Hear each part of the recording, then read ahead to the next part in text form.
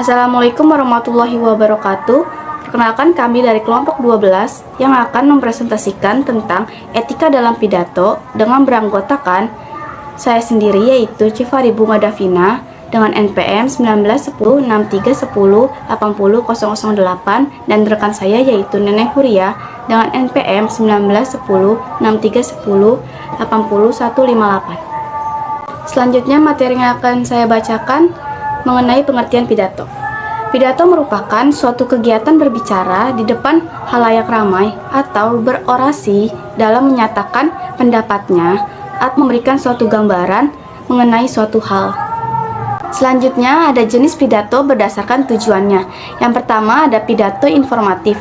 Pidato ini bertujuan untuk menyampaikan informasi, kemudian halayak diharapkan memahami, mengerti, dan menerima informasi tersebut.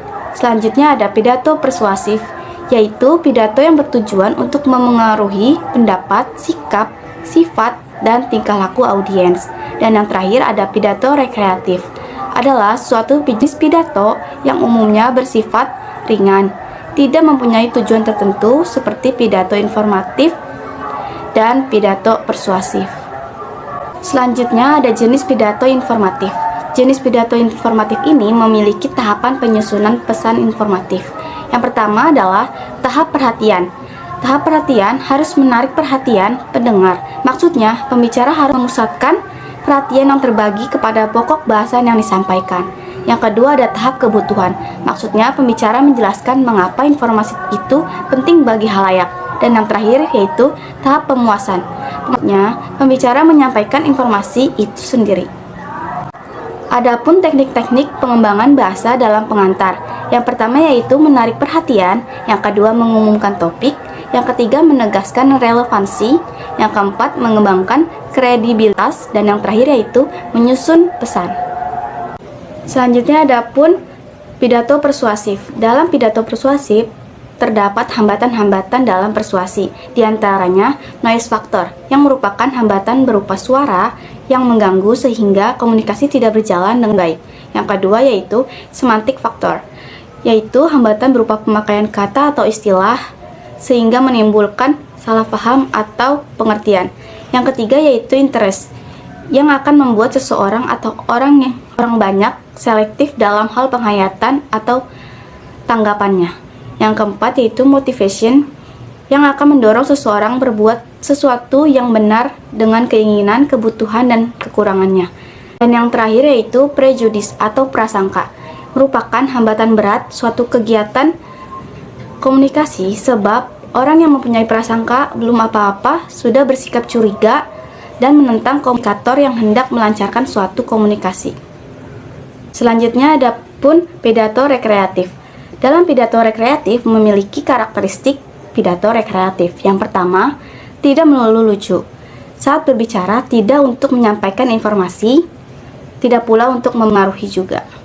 Dan yang kedua, gembirakan diri Anda terlebih dahulu sebelum Anda menyampaikan pidato. Yang ketiga, hindari rangkaian gagasan yang sulit. Yang keempat, gunakan gaya bercerita atau naratif. Dan yang terakhir, berbicara dengan singkat. Selanjutnya, ada pidato berdasarkan metode penyampaiannya. Yang pertama, metode impromptu. Penyampaiannya dilakukan tanpa persiapan khusus. Yang kedua, metode naskah. Pembicara membacakan pidato bagi halayak. Yang ketiga, metode menghafal. Penyampaiannya dilakukan dengan menulis bahan penyampaian kata demi kata dan menghafalnya dengan baik. Dan yang keempat, metode ekstemporer. Menuntut persiapan yang menyeluruh, mengingat gagasan-gagasan pokok, serta urutan kemunculannya. Selanjutnya kita akan membahas persiapan dan penyusunan pidato. Memilih topik dan tujuan. Kriteria topik yang baik harus sesuai dengan latar belakang pengetahuan pembicara, menarik minat pembicara, menarik minat pendengar, harus sesuai dengan pengetahuan pendengar, harus terang ruang lingkup dan pembatasannya, harus sesuai dengan waktu dan kondisi, dan yang terakhir, harus dapat ditunjang dengan bahan yang lain.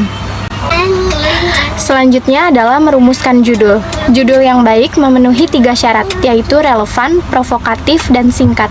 Relevan artinya ada hubungannya dengan pokok-pokok bahasan. Provokatif artinya dapat menimbulkan hasrat ingin tahu dan antusiasme pendengar. Dan singkat artinya mudah ditangkap dan kalimatnya pendek. Kemudian ada menentukan tujuan. Tujuan di sini terbagi menjadi 2. Yang pertama tujuan umum dan tujuan khusus. Tujuan umum biasanya dirumuskan dalam 3 hal. Yang pertama, memberitahukan atau informatif.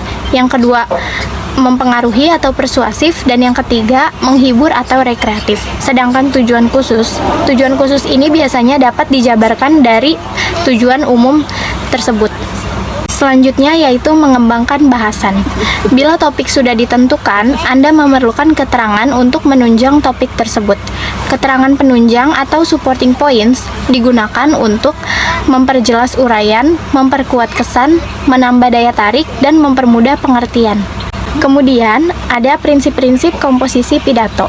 Yang pertama, kesatuan. Komposisi yang baik harus merupakan kesatuan yang utuh dari isi, tujuan, dan sifat. Yang kedua, ada pertautan, menunjukkan urutan bagian uraian yang berkaitan satu sama lain. Dan yang ketiga adalah titik berat, menunjukkan kepada pendengar bagian-bagian penting yang harus diperhatikan. Selanjutnya ada prinsip memilih kata dalam pidato. Yang pertama harus jelas, yang kedua harus tepat, dan yang ketiga adalah harus menarik. Sekian pemaparan materi dari kelompok kami, kurang lebihnya mohon maaf. Wassalamualaikum warahmatullahi wabarakatuh.